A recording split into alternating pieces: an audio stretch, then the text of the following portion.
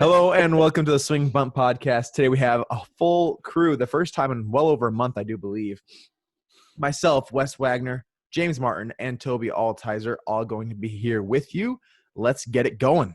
All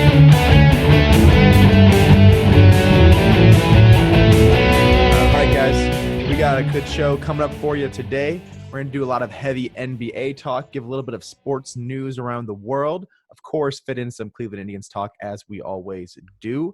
I don't think we really have any any NFL talk today, do we? I don't think so. A little bit. Okay. Ron Rivera. Oh, yeah, sure. Well, let's go. The very first topic. Continue, though. Let's just go ahead and dive right into it. So, to start off the show, the NFL has had some false positives. I know that like 9 players for the Bears, I believe, had a false positive, and it's kind of a little talking point. Like, what are teams going to do if their players getting, a positive comeback if they have COVID-19? That player sits out the game, and then they lose the game, and then the next day they find out, oh, actually, our testing system was just flawed, and your player actually never even had COVID. It's kind of, you got to be better safe than sorry, but holy cow, this is going to be a rough go about if this is what's happening in the NFL testing system. So I think they've got to get this under control. Wasn't it Matt Stafford who got hit with that first false positive? Yep.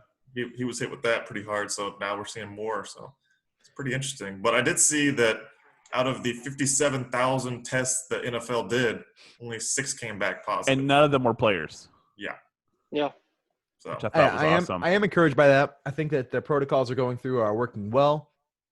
And we're finding that we haven't had nearly the same issues we had with baseball to start off the season. Since teams have kind of gotten into the routine of, these are the protocols you have to go through.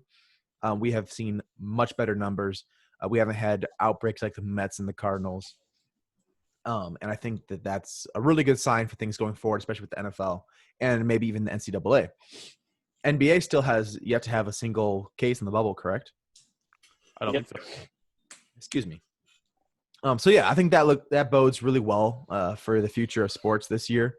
I think that we don't only talk pro sports. As a coach, I know Wes, you deal with a lot of things too with sports as well, and James, Toby too. We all want to be able to work with kids in sports as well, but we just don't have the same ability to limit the spread of those kinds of things and kind of self-quarantine. And we don't have the ability to test that much either. Talking about it with my principal at my school today, we're going to be trying to limit the spread of the coronavirus and have almost all of our students in the school, but we're not going to be able to do, temperature checks and screenings every single day just because we don't have the money and the capability to do that. So I think the high school teams and small college teams just won't be able to do the sports this fall, at least, as they may want to. Like, I know certain districts are staying open and trying to continue to do sports. Well, look, all of a sudden we were the only school in our conference that was going to keep doing sports. Who do we play? So even if a school board decides they're going to keep doing their events, if there's no one to play against, they just simply can't do it. So we'll see what happens with those things. We'll say that our down here, I think we're still playing sports. I know we're kind of in a different area than most. Like, we're in a pretty safe area, so maybe that has a lot to do with it. We had a full baseball season that I coached this past summer. We just were careful, and our kids just stayed apart from each other, and we had a really good time. So it definitely can be done. No cases were had in the conference. There was one player who contracted the virus, and whether it was done through baseball or not, we don't know. That team didn't play for 2 weeks, I believe is what it was, maybe 1 week, just until they made sure that it didn't spread to anybody else. But yeah, just as long as people are smart about these things, I think it can be done. I think people are starting to realize that you don't have to freak out every single time you hear the word. You know what I mean? Yeah. It can be dealt with safely. Have any of y'all watched Hard Knocks? I don't have HBO. I've wanted to. I will start watching it soon, actually, potentially. Yeah, I've been. I mooched off my cousin or whatever. Whoa. HBO. Nice. So, but I've watched the first couple episodes, and I thought it was interesting because they're covering 2 teams, the Los Angeles Chargers and the Rams. I thought it was interesting to see how serious the 2 teams took it and how different their approaches were, and to see that it almost looked like the Rams were a bit more lax there for a little bit, and then they ended up having a player come down with it, and they did all the protocols, and he was able to quarantine, come back to the team. But I know Anthony Lynn actually had gotten the coronavirus, so you could tell by the way he was running camp. He was very serious about it. Even on the practice field, he was wearing a mask, even though he doesn't have to. And so it's going to be interesting to see the approaches of different teams. And I think Sean McVay said it the best when he addressed the players and said, the team that really handles this the best and limits the exposure and limits who can get it. Obviously, you can only do so much. Maybe someone gets it and there's nothing you can do. But the team that handles it the best is going to be in the best shape to win this year. Because if you're losing players left and right, it really doesn't even matter who it is to an extent, because football is so built on having depth. Even if you're losing your backup running back or your fourth receiver or whatnot, it can still hurt you quite a bit. So whoever handles it the best, and hopefully they all continue to handle it well, and we'll be able to have a good football season. Yeah, I was listening to Patriots radio today, and they were talking about how they just signed Nick Folk, who was, I think he was a kicker for the Patriots for a week last year. But they re-signed him, and they're like, you have to, because if your kicker gets coronavirus on Saturday and you have no kicker for Sunday, you are screwed. Like, what are you going to do? So 4th and 15, going for it every time. Well, it's different than your punter. Where's Chad Johnson at? James. Just kidding. But inside the 30. All right. Anyways, some medical news for a couple coaches in the pro sports. Ron Rivera has what kind of cancer was it? Was it lymph node cancer or? I believe so, but I should have looked it up a little more. I think it was on one of his lymph nodes, I believe. Yes. He found it during a self-check, and he's still going to continue coaching during this time. But I believe he told his players, "You better follow all the protocols and stuff, because I'm going to be on a short leash with everyone." So yeah, I think he said he fully intends to coach through everything and to be there for everything. Which I think is awesome. Yeah, I mean, and it's very treatable apparently, so I don't think we have to make too much news out of this, but just that's the kind of guy he is. We're going to say, Toby? And one good thing that the the Washington football team has going for them is if Ron Rivera should have to miss time, they do have Jack Del Rio, who was a former head coach, as their defensive coordinator. So they have head coaching experience with a veteran guy, because the team is incredibly young, so especially on the offensive side of the ball. So at least having a veteran head coach, should Ron have to step away, should be good for the team. In other news, Terry Francona has been away from the Cleveland Indians for the last few days, and he is now recovering from a surgery on having blood clots removed. So hopefully that went well. I mean, outside of just hearing that the surgery happened yesterday, I don't know anything else that went well. So hopefully he's doing okay. He has missed more time with the team than he has been with them so far this season. And we are playing our 30th game right now. So it's a possibility that Sandy Alomar just becomes the interim coach for the year. I could see them saying, "Hey, Terry, you got a lot of health issues. This is just not the year for you to coach, along with, coronavirus on top of it. Just go ahead and stay home." Sandy Alomar's been with the team since I was born. So, I mean, when he played the year I was born, and I think he started coaching just a few years after he stopped playing. So the guy's been with the Indians for a long time. And I think he's trusting the organization to fill in for Terry until he's ready. So that's other news for the Indians. And I think we had one more piece of news here. Oh, a little bit more still. I'm not on top of things today. Slacker. Hey, it is what it is. Mike Clevenger, a topic of discussion for us the last 2 weeks, will be pitching tomorrow, or when you're listening to this show today, on Wednesday. So the Indians are going to bring him back, which he had the more egregious offense, I would say, compared to between him and Plesac, as he lied about it. Even though Plesac, had his lack of an apology. But Clevenger is the more elite pitcher, so he's going to come back tomorrow on Wednesday. And they're saying that right now Plesac doesn't have a spot in the rotation. I mean, we saw what Tristan McKenzie did on Saturday. He had an amazing game in his MLB debut, striking out 10 Tigers. So the Indians have a wealth of pitching, and bringing up the guy who decided that the team safety was not necessary is not a priority to them with the guys that they have there right now. So we'll see. I think there could be some trades coming up for the AL Central contenders. I wonder if this just proves that Plesac is probably going to be the one that's moved. Yeah, I would say probably so, that he's probably the one they're looking to move, because Clevenger still isn't a free agent until 2023, and he's one of the best pitchers in baseball.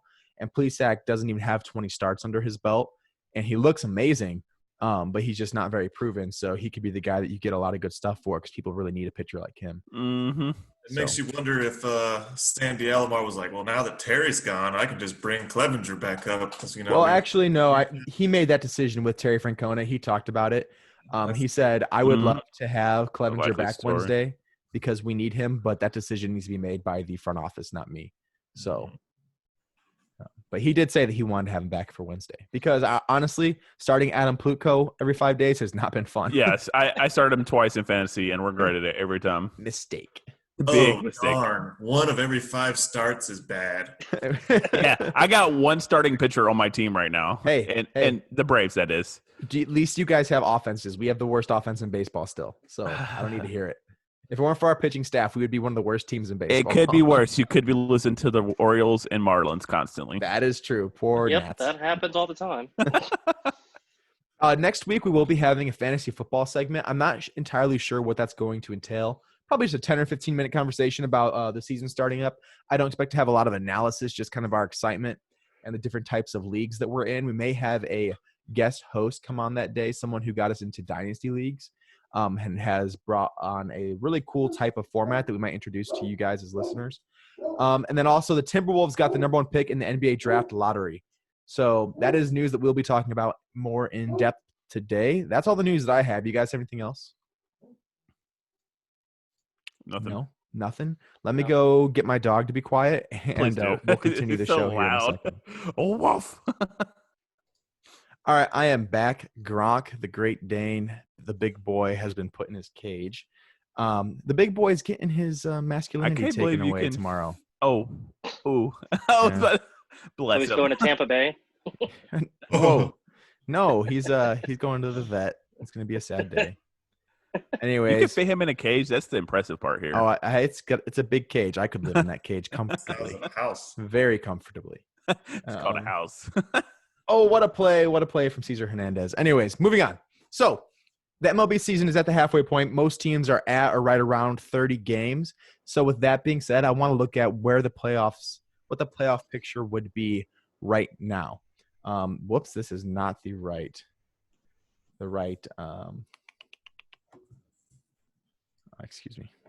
correct screen. So far, the number 1 seed in the American League would be a tie between the Twins and the A's. They are both at 20-10. So, Wes, you're real close at your number 1. They've recently been losing. Yeah, and the Dodgers are 22-8 in the NL. So they're not number 1 in baseball right now, but they're close. So your division winners would be Oakland Athletics, Minnesota Twins, and Tampa Bay Rays. And then your 3 wild cards would be the Yankees, Indians, and Astros would all be in. And then after that, the next 2 teams would be the White Sox at 17-12 and the Toronto Blue Jays at 14-13. Well, aren't they tied with the Orioles? No, the Orioles are 14-14. Oh. So, yeah, Orioles are out of it right now. Correct. Mm-hmm. So those would be your 8 teams in. I saw a document from MLB.com that had the current matchups, but I don't see it right now for some reason. Let me pause the recording real quick. Well, for some reason I can't find that document, but we'll just say the 8 teams that are in. I know that the Indians were playing the Rays, but for some reason I can't find the rest of that document. So I could work through it and figure out all the math, but I'm not going to do that here on the air for you guys. So we'll just continue looking through the standings then. So those are the 8 teams that would make it in the American League. And then the National League would be the Braves have finally overpassed the Marlins. They actually have been over them for a while. And the Cubs quite are a bit ahead of them, too. Yeah, you are. Cubs are at 18-10, and the Dodgers are at 22-8. So the 1 seed would be the Dodgers, 2 would be the Cubs, and 3 would be the Braves. The 4 Nope. 3rd would be Padres. Oh, no, just kid. My bad. I'm so sorry. This guy. I just learned from you. The number 4 seed would be the Padres. So the Braves and the Padres play each other, correct? No, the Dodgers would play the 5 seed. Who would be the 12-11 Miami Marlins? After that, the next 3 teams that are going to make the NL playoffs if the season ended right now, would all be teams with losing records, being the 12 and 14 New York Mets. You just skipped over the Cardinals. The 10 and 8 Cardinals. I didn't see the 10 and 8 Cardinals. So 10 and 8 Cardinals would be the number 6 seed. The 12 and 14 New York Mets would be the 7 seed, and the 14 and 15, or switch that up. The 14 and 15 Colorado Rockies would be the 7 seed, and the Mets would be the 8 seed. Giants would be the 8 seed. You are just Giants. So bad now. Wait. Stick to the American League. 14 and 16. Oh, I'm sorry. Okay. Oh, the Giants have a 0.005% lead over the Mets. I was off by a very small smidge. Small smidge. So the West would have 4 teams in the playoffs, which we said it is practically impossible, which I still don't think is going to happen. But once they start playing each other more, those records are not going to be able to all be that high. So some really bad teams making the playoffs, which we knew would happen if 8 teams per league were getting in. I think the Reds will probably make it in there still. Maybe the Brewers. I don't know. Probably the Mets. Mets will. I just don't think that the Giants will. I think the Giants get bumped, and Marlins probably will get bumped too. But they have a winning record still, which is not true of most of these teams. So I think the Phils come back and overtake the Marlins and the Mets. Ooh, the Phils are 10 and 14. That's a big We comeback. just spanked the Phillies this past week, so I don't know. They look pretty bad. Nola looked horrible. Braves are in first place. So I like your style. All right, the Nationals are awful. This past weekend, I had National Guard drill. And it was a 4-day drill. I was very bored on my mind, but I got to stay in a hotel every night. And you know what that means? I watched a lot of basketball. And I watched some hockey too, I need to watch more hockey. I enjoy that sport quite a bit. But you guys need to update me on what's going on with the NBA playoffs so far. I know that this Doncic fella had a pretty solid game. Doncic? Isn't that how you say it? Doncic. See, why would you have such a difficult name to say? Because he's Slovenian. More like, never mind. Anyways, tell me about it. Let's go, Wes. What's going on in the NBA? Oh goodness, I'll just stick with the Western Conference. I'll let someone else hit with the East. I got you. So There's nothing to talk about out of East. The Lakers are playing the Blazers. Do they play tonight? Yeah. No, they don't. No, the Lakers. Well, the Lakers just went up, I believe, 3-1 on the Blazers last night. After Charles Barkley gets the broom out after one game and says the Lakers are going to get swept. Okay, let's be honest, though. As much as we all love Chuck, he is not the smartest guy out there. He's not the brightest bulb in the box. On the contrary. You think? Yeah, that was a dumb take. But a lot of his takes are actually – Oh, yeah, don't get me wrong. I love Chuck. But anyways, so the I'd Lakers rather play him in golf. He'd make me look real good. The Lakers Nobody would make you look good. take care of business against the Blazers tomorrow. Yep. Dame Lillard's out. Yeah, it's going to be bad. So, yeah, it's bye-bye. Bye-bye. The 2-7 seed is probably the best. It is the best series in the NBA. It is the Mavericks and Clippers. Luka Doncic is going bananas. He just that game 4, he was legendary, like 43 points, 17 rebounds, 13 assists, and he hit the game-winning step-back 3 with 3 seconds left. It was insane. Actually, as the buzzer expired. As the buzzer went off, yeah. Yeah, so he was phenomenal. No With his sprained ankle. Who says white boys can't play basketball? Montrezl Harrell. Whoa, this is escalating. Yeah, that made big time news, but which we can't say in this podcast. Probably not. No, I would say no. Nope. But anyways, But yeah, for real though, I forgot about that. But it's the best series in the NBA playoffs, in my opinion. And then we got the 3-6 seed, which is the Nuggets and Jazz. And wait, no, is that? Yep. Yeah. Are they 4-5 or 3-6? I can't remember. I know 3-6, Nuggets are playing Jazz, which is a very good series as well. Donovan Mitchell and Jamal Murray just had an incredible game where each went for 50 last game. The Jazz came out on top. So Jazz are looking to win the series tonight, I believe. And they're up right now too. They're winning. Yep. So they could potentially do that. I hope it goes more. But then the last game in the West is another good series, Rockets and the Oklahoma City Thunder. Rockets are without Westbrook, and the Thunder have taken the last 2 games. So is it 2-2? It is 2-2 now. Ooh. So we'll see if Westbrook comes back for Game 5. Look, we said this at the beginning of the season. The NBA has, I mean, even before the bubble, the NBA has so much more parity this year. I mean, there's just the Western Conference. Yeah, the Western Conference specifically. Yeah, just these teams can beat each other up, which to me makes the game so much more exciting when it's not just Warriors and whoever LeBron played for in the East. So.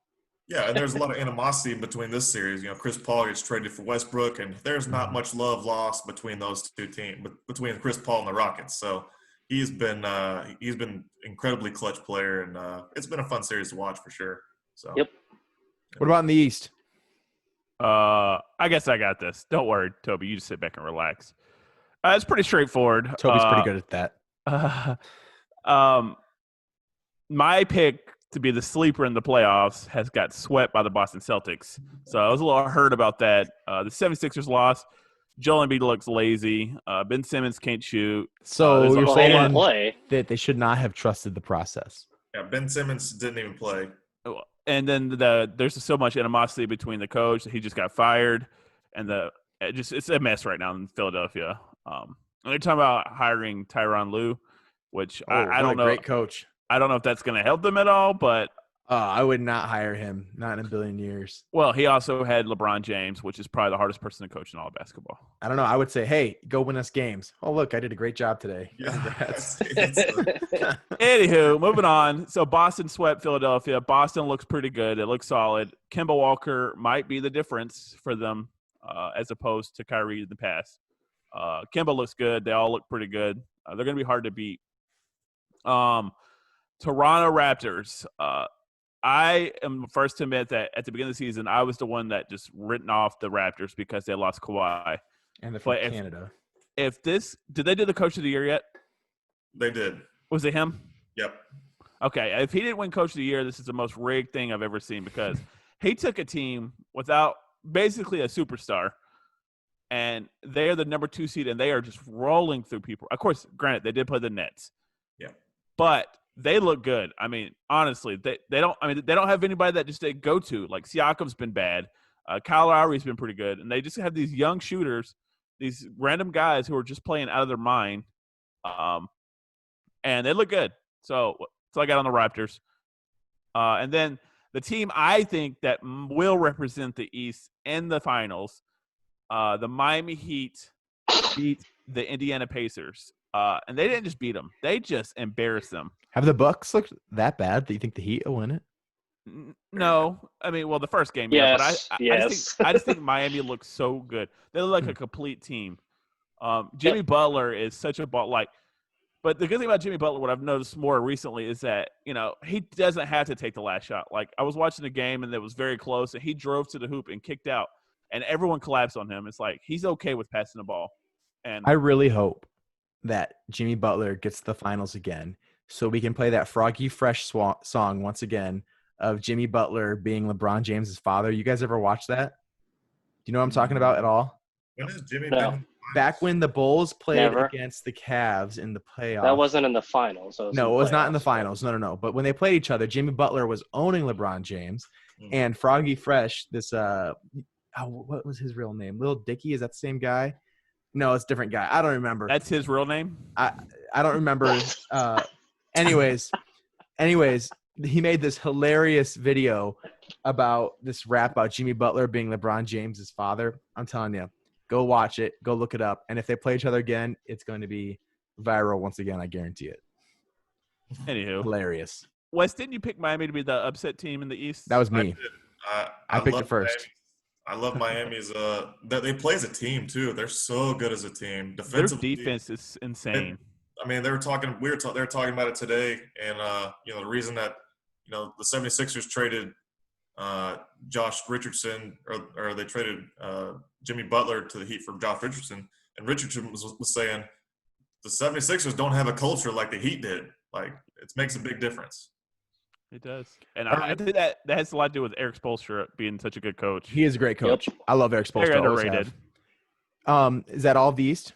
There's one more. The Bucks and Magic. Yes. We knew the Bucks were going to win, but they looked really bad at the beginning. They still look pretty bad. Giannis is starting to turn it up a little bit. which will lead us probably into our next discussion. But they're going to probably win it tomorrow and move on, and they will probably face the Heat. Yeah. Which that should be a very good matchup. I would say the biggest thing with them is Giannis has looked as amazing as always, but Middleton and Bledsoe, they've looked as bad as you could possibly imagine. I don't know what's they wrong with were Middleton. they were two of the players that made the Bucks who they've been this season, right? Yeah. Yeah. All-star. So Middleton only scored 2 points, I think, in Game 3, and if they're going to expect to beat the Heat, I don't care what Giannis does. He can go out and score 50 and grab 20 boards. They're not going to beat the Heat with 2 points from Middleton. No. Before I move on to talking about this Defensive Player of the Year comment that I see one of you guys have, if you have not watched us on YouTube before, you absolutely need to, not only just to see our beautiful, sexy faces, but also because James's mic is something to behold. It is beautiful. It's about the size of his head. And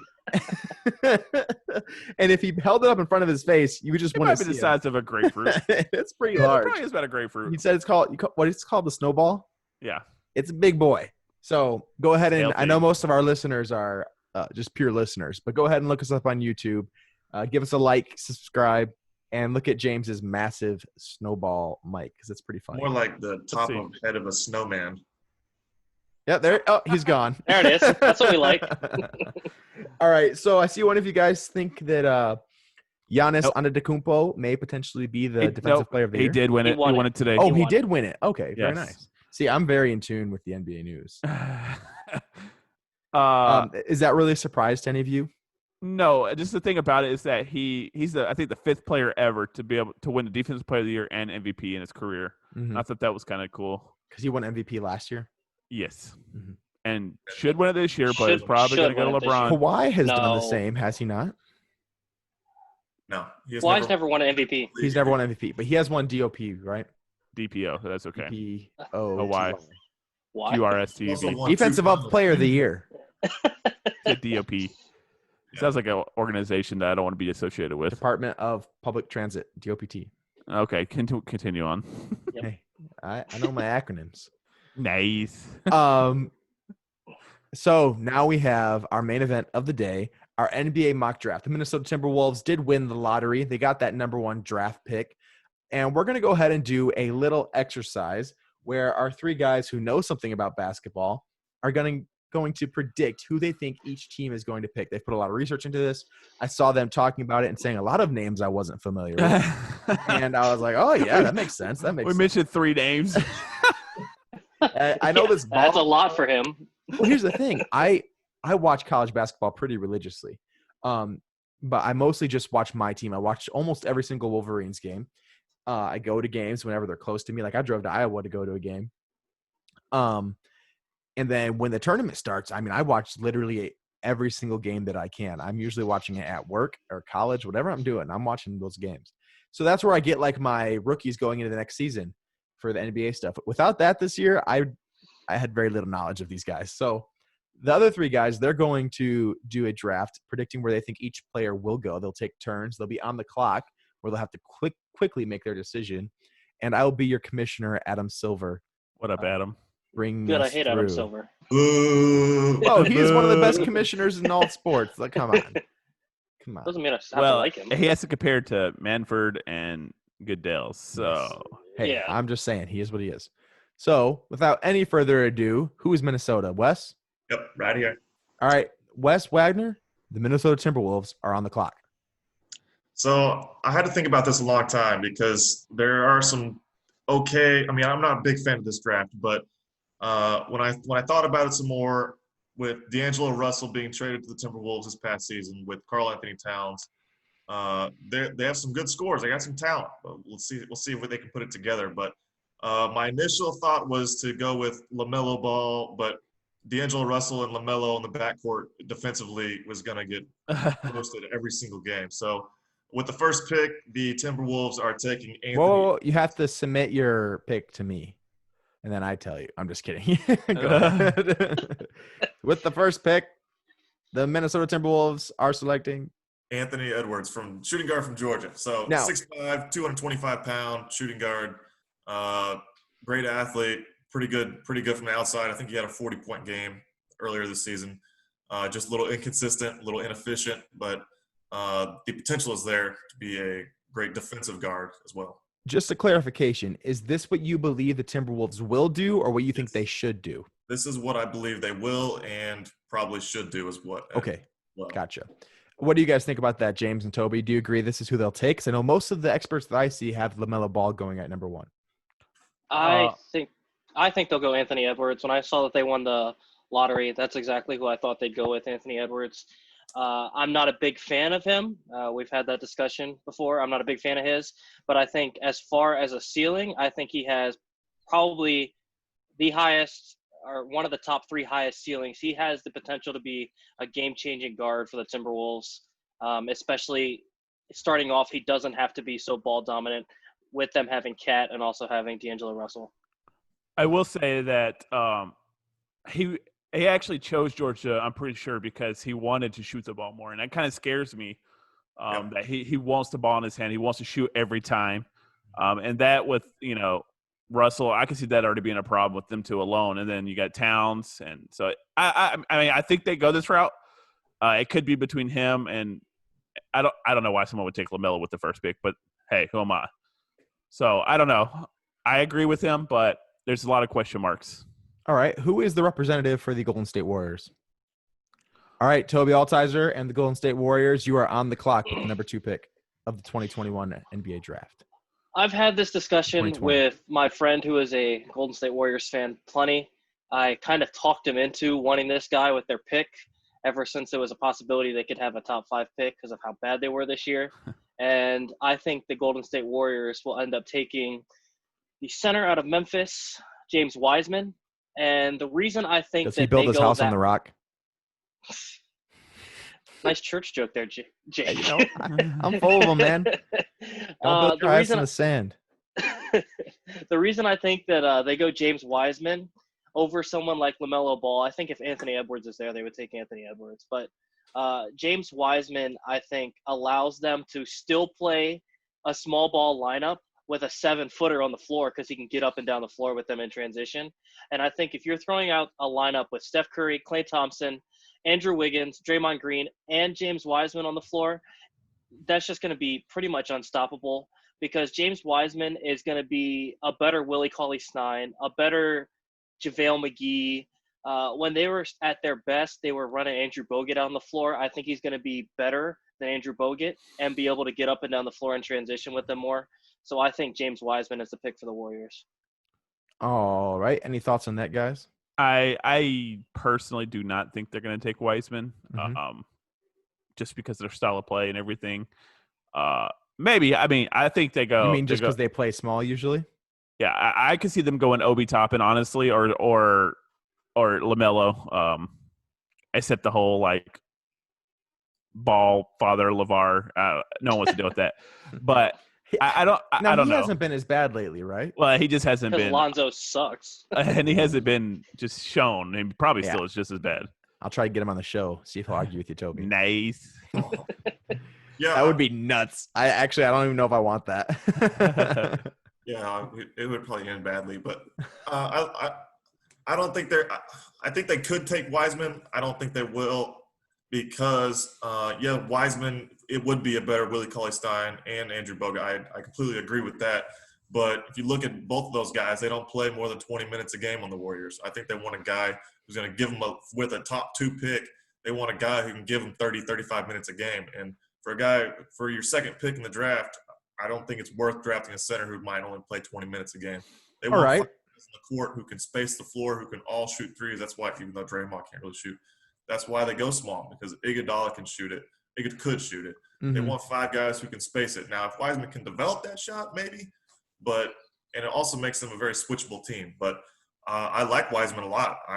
I think he's definitely a top 5 pick, maybe a top 3. And don't forget about that Jordan Poole out there dropping threes left and right in Golden State. No.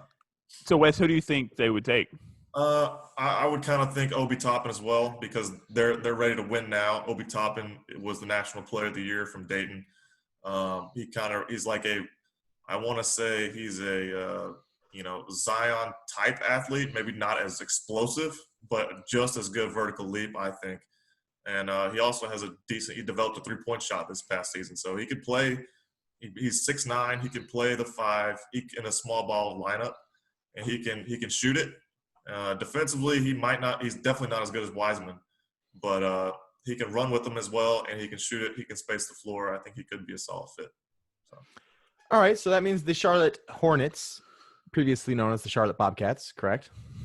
Yes, 20 years ago. Yeah. Good job, buddy. Hey, they were on my Game Boy video game as the Charlotte Bobcats. What was that game called? NBA? I don't even remember. NBA, I don't care. I don't remember what it's called. It was old. Adam But Morrison. anyways, the representative from the Charlotte Bobcats selects. I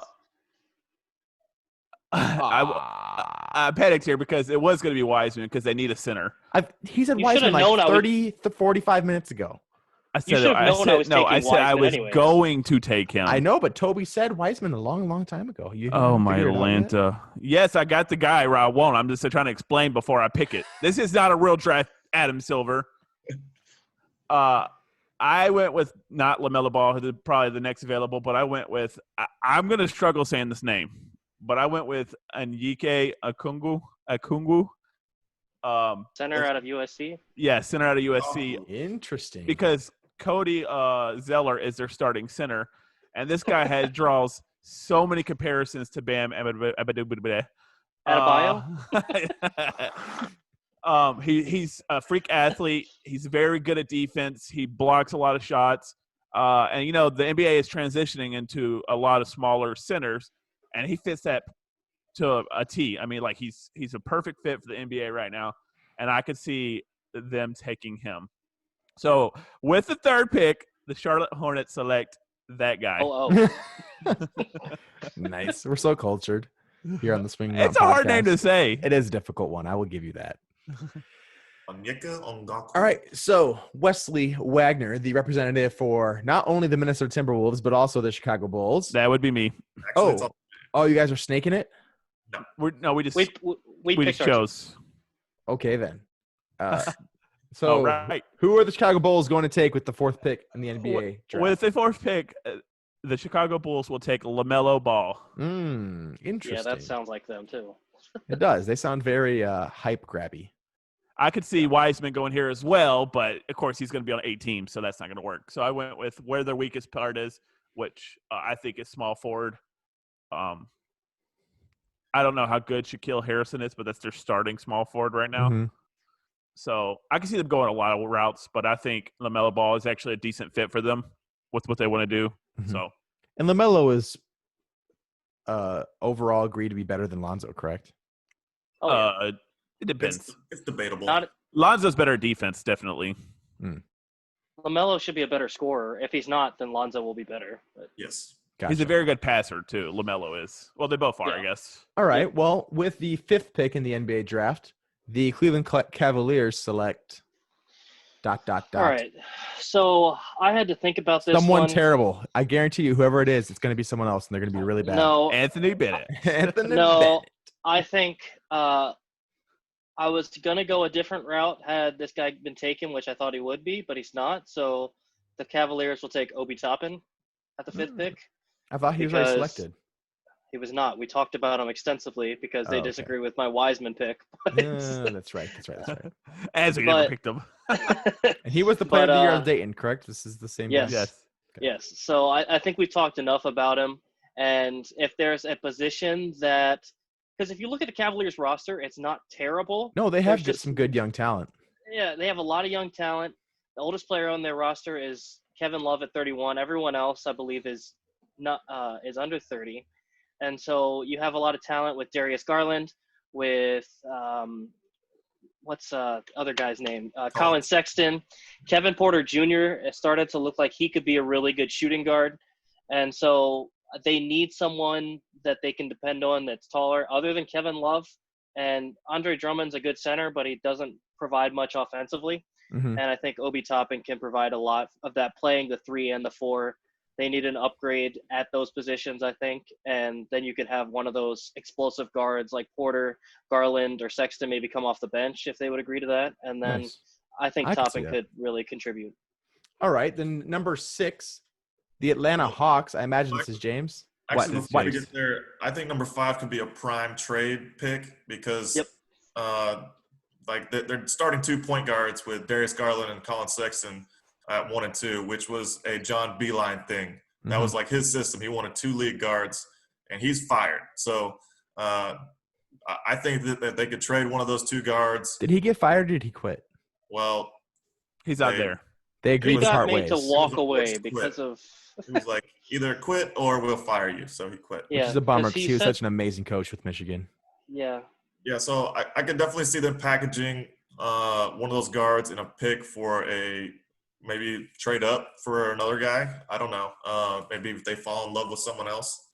But I'm not a fan of their – I think they have some talent. I'm not a fan of their collective of talent. So, yeah. And I try to avoid trades. Well, I was going to say that at the beginning just because – I mean, you don't know. I think the Warriors, I do agree. I think the Warriors will trade, honestly. Yeah, Warriors might trade out of that number 2 pick. So, yeah. Well, one thing that's kind of cool about the Warriors is they'll be getting a lot of players back next year, right? Yeah. Because they had Clay and Steph both out, right? Steph is out most of the year, yep. Yeah. So, I mean, if they come back healthy and now they also have a top pick, that can make their team really solid. So, yep. All right. So, the number 6 pick goes to the Atlanta Hawks. I imagine that's James, right? It is, James. Okay, James, who you got? This is hard, but our style of play, we are going to go with from Florida State, Devin Vassell. I don't know how to say that. Vassell, I think. What? Ooh.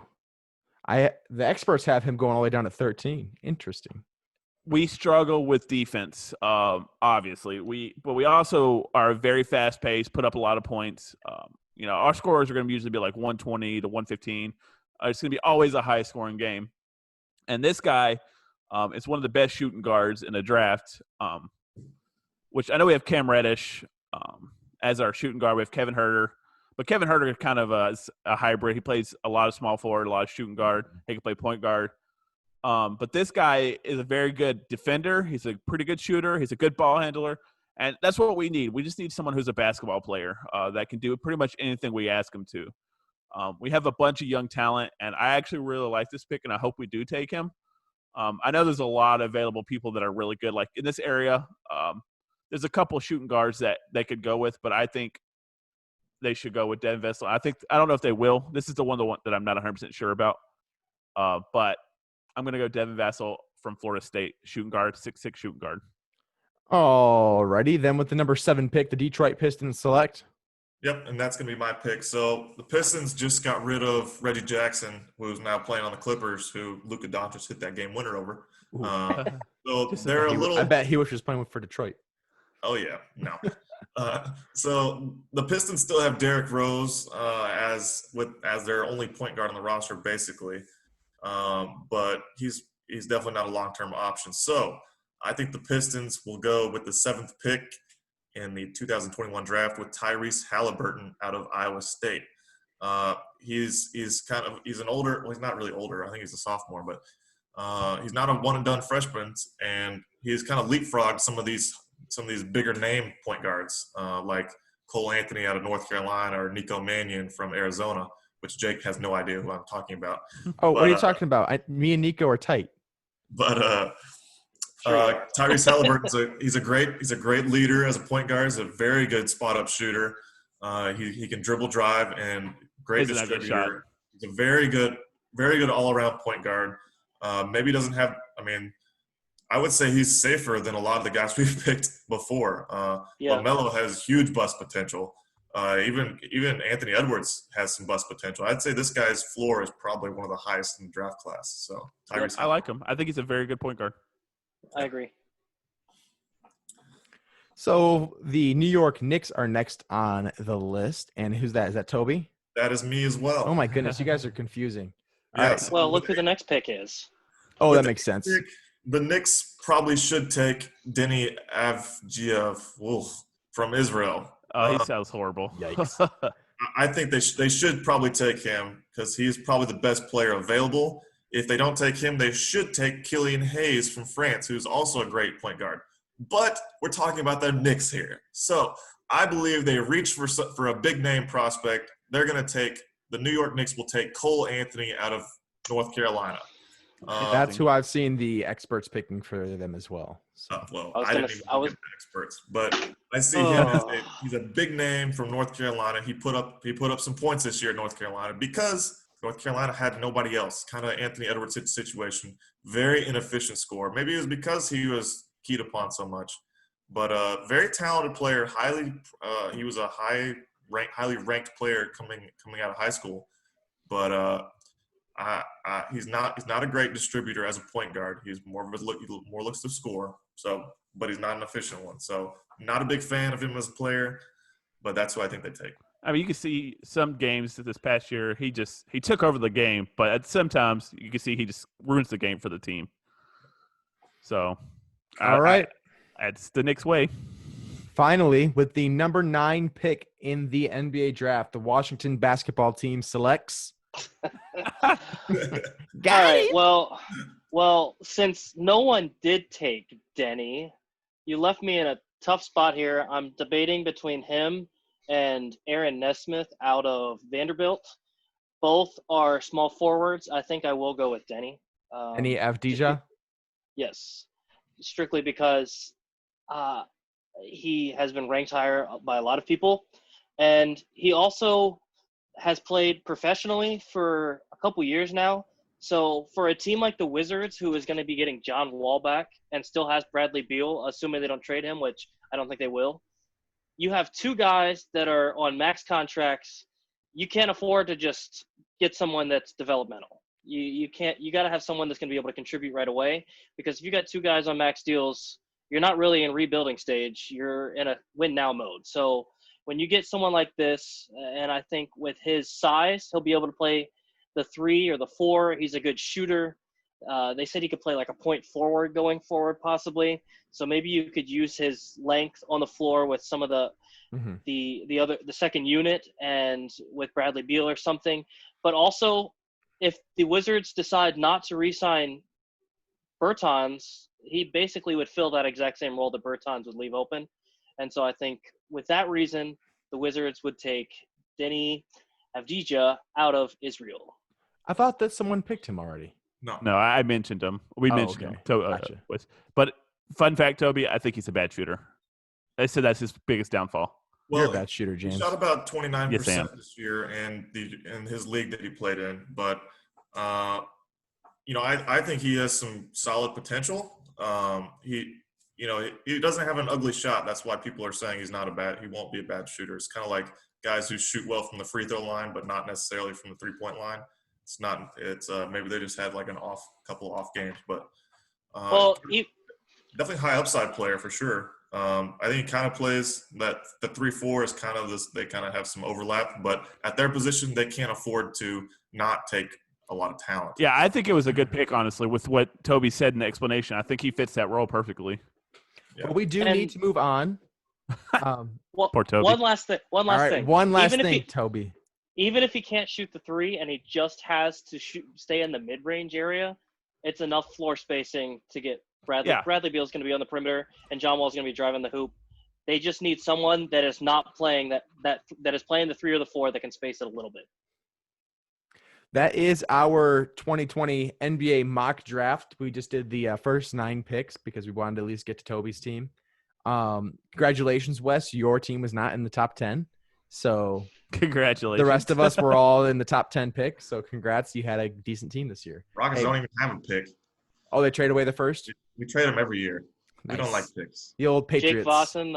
Jake Vossen, the world's biggest Cavaliers fan. Hey, you know me. Richard Sexton all the way. That's nice. Anyways, here we go. Let's get into some trivia. So I'm just gonna do 5 questions for you guys. The current standings: Wes has 4.5 points, James has 2, Toby has 2.5. So we said the first one to 5 points was gonna win, and then he will be the person that leads trivia from now on. So I'm hoping Wes wins so I can start answering some trivia questions. All right. Dang it. So same thing. If you can answer the question before I give the 4 choices, you get 2 points, and if you wait for the multiple choices, you get 1. So here we go. What Chicago Bears running back was known as the Galloping Ghost? Oh, wait. I'll do my random generator while you guys think. Oh, it's that guy. Him. shoot. I'm not going to be able to remember his name. The Galloping Ghost for the Chicago Bears. Listeners, if you know it, please go ahead and yell it to your radio. Yell it. Our order of answering questions will be Wes, Toby, then James. I can't remember his name. I forgot his I'm name. going to know it. Nobody know? All right, here are your options. Walter Payton, Harold Grange, Gale Sayers, or Jim Brown. Wes, you have to answer first.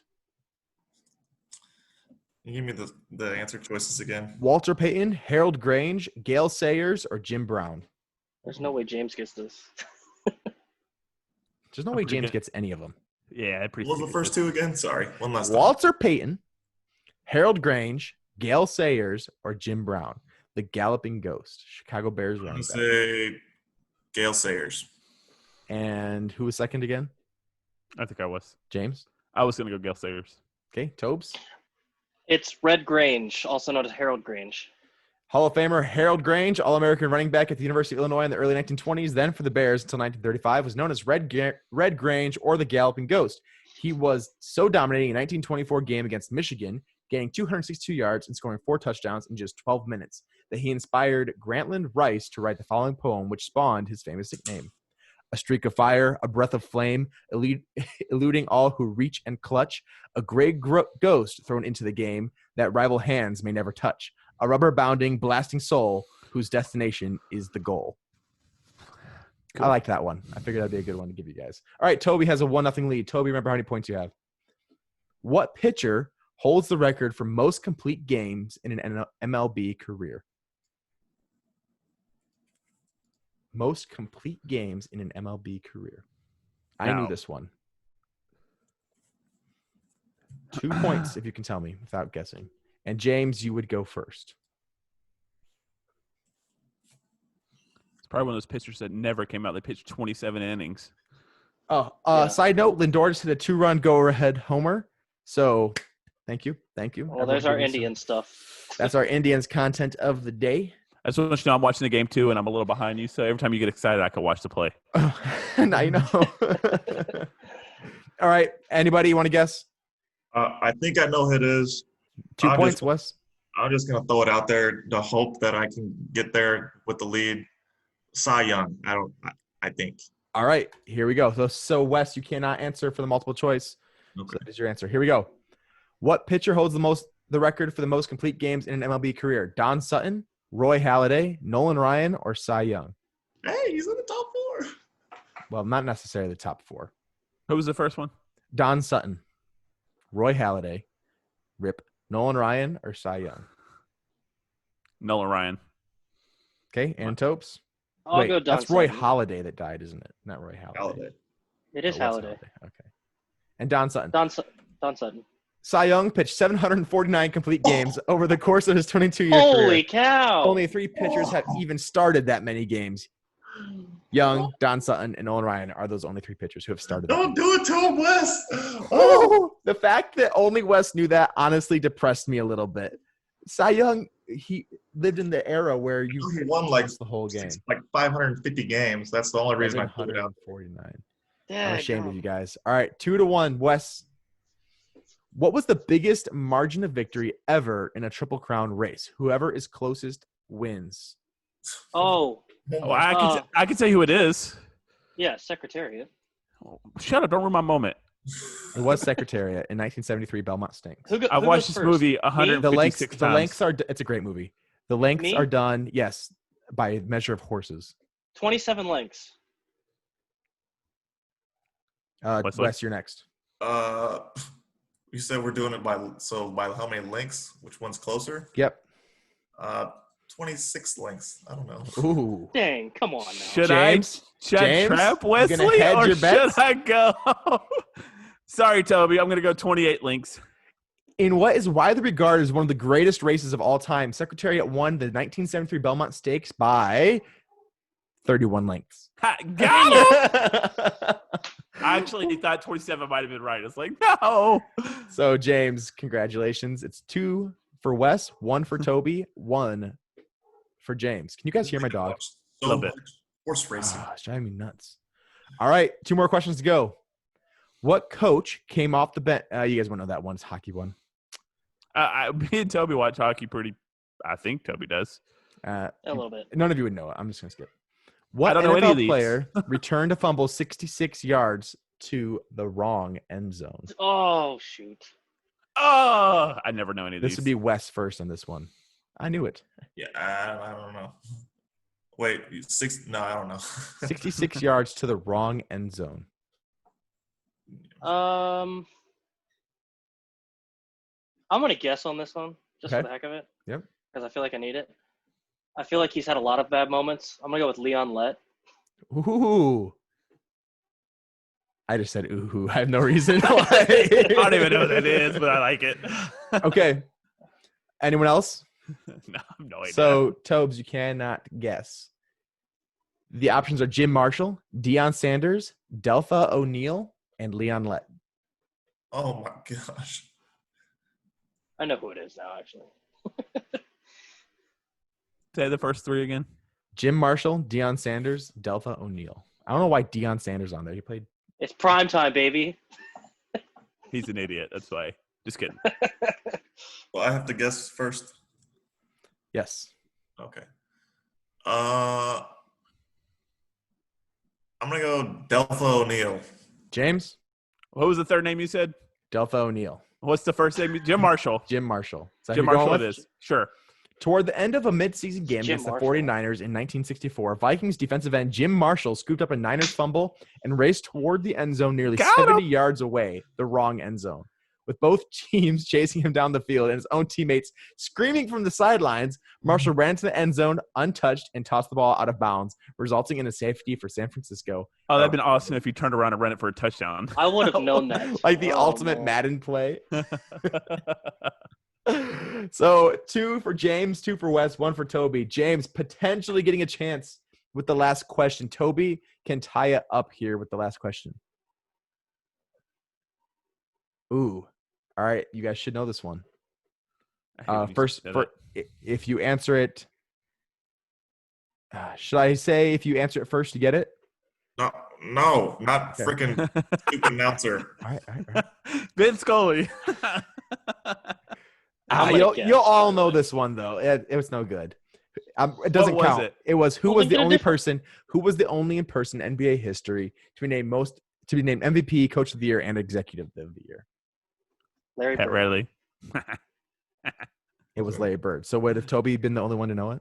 I would have said Larry Bird. Okay. Okay. Would have got me to win. Stupid. Oh, you know what we need to do? We need to end it with an Olympics question. Oh, God. Yeah, absolutely. James has no chance. Olympics, What year did China win its first Olympic medal? Closest answer wins. Olympic medal. What year did China win its first Olympic medal? Is it in the last millennium? 700 AD. I don't know. I will tell you, it is in the 1900s. All right. Well, James is first, right? I'll tell you this. It's between 1950 and 2000. Keep making it easier for us. Nope, that's as easy as I'm going to make it.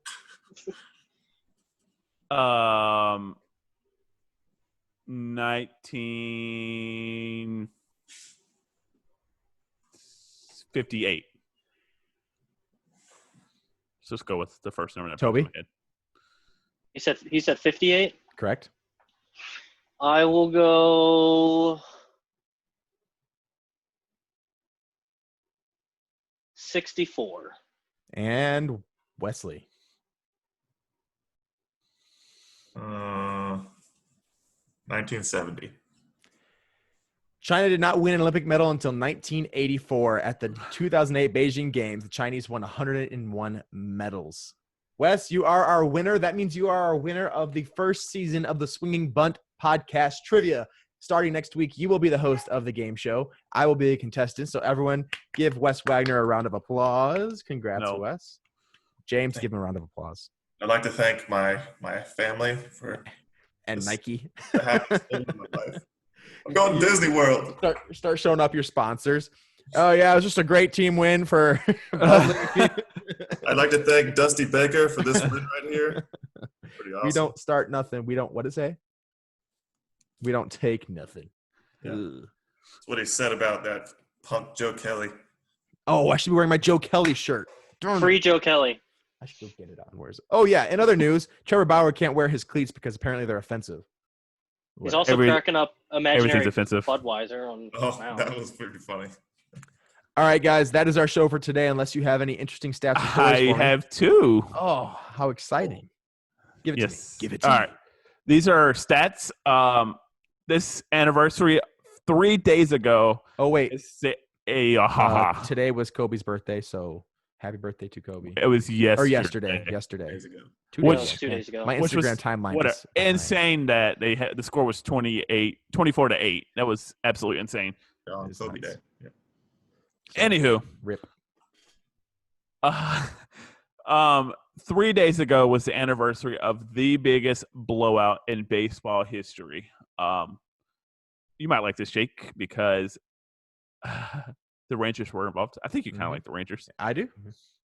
I remember it. Okay, so the most points runs ever scored in a baseball game. James is muted now, so we will continue the show without him. All right, I'll unmute. Oh, James, you have to unmute yourself. I hope you die in a wreck today. All right. Whoa. That was a little far. Yeah. It's like the third time you've called runs points. Whatever. On top of that, there was 22 home runs in this game. It was probably – I don't know if I would like it. I think it would actually be really awful to watch. It would be boring. It was against the Orioles, correct? It was. Yes. It was at Camden Yards. Mm-hmm. So I thought that was really neat just to see, 30 run. We never even get close to that. We might get like 15, 16 here, but 30 is just outrageous. It's nuts. It's over 3 runs an inning. It's crazy. Crazy stuff, I tell you. They should probably fire that whole team. Well, they're no longer on the team. So there you go. All right. Chris Davis is the only one still there. And then little golf news. Interesting. Jared Goff? No, golf as in PGA Tour. Golf. Last week, Dustin Johnson had one of the largest margin of victories ever in the history of PGA Tour. He won by 11 strokes, and he reclaimed the number 1 player in the world. Just a little fun fact for you. So I got curious to see who has the largest margin of victory ever. Now, there's 4 people tied with 16, but none of them played since 1950, so I'm not going to say them. So who do you think is the most recent largest margin of victory, and how much do you think it was by? Tiger by 16. It is Tiger, but it is not by 16. By 8. 12. By 10. Tiger Woods in 2000 won the U.S. Open by 15 strokes. So very close. That was close. Just to put it in perspective, Dustin Johnson won by 11 strokes this past week, which was like everyone kind of freaked out about it. But it's just I thought it was really cool to see that Tiger Woods holds a record since, the last, 80 years. A lot of records. Yes, he does. He's also an idiot, but we're not going to discuss that. There's your interesting stat. Yeah, that's what I got. And to build on that, on Saturday, I believe it was, he shot the lowest 9-hole score to par. 30 under. It was his total score, by the way. Under. Was his total score.